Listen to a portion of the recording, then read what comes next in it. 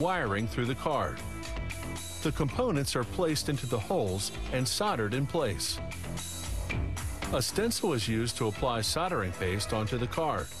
This paste will solder the surface components. Here they place the stencil into the printing unit. It is through these holes that the soldering paste will run. The machine spreads the soldering paste, which contains, among other elements, a tin lead alloy. The printing blades go into action. They spread the soldering paste on the stencil. This paste runs through the stencil holes and covers the metallic surfaces of the printed circuit board, which will establish the electric current.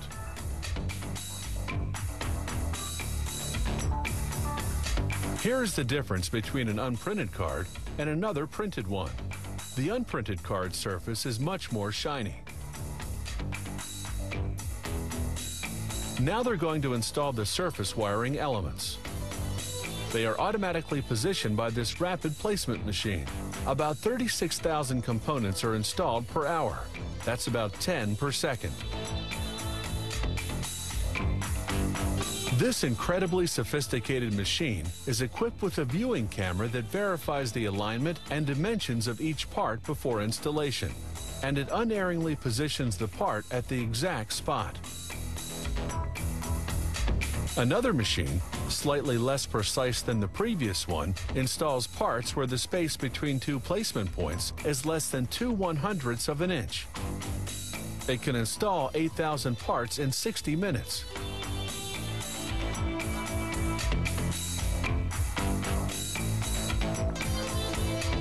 The card continues on its way toward the oven, which accomplishes an essential operation. Once the parts are secured, the card goes into a convection oven, where the heat will solder the parts to the card.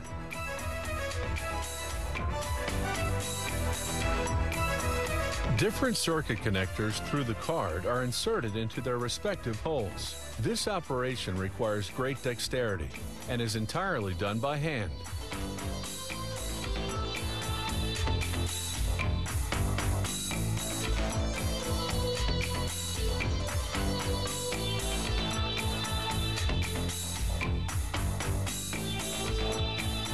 The metallic placement points need to be soldered to the card.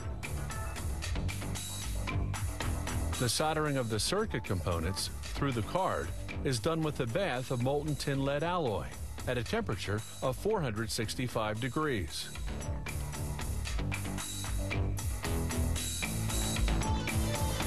Now everything is installed. They have to do an initial electrical test. The card is placed on a bed of electrified pegs. These pegs make contact with the card's connecting points, allowing them to check for short circuits or open circuits in the card.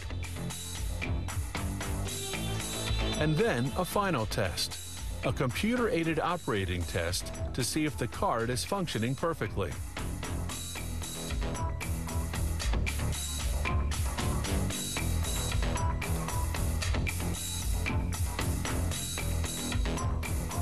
This company fabricates 200 different circuit board models and produces about 4,000 cards each week.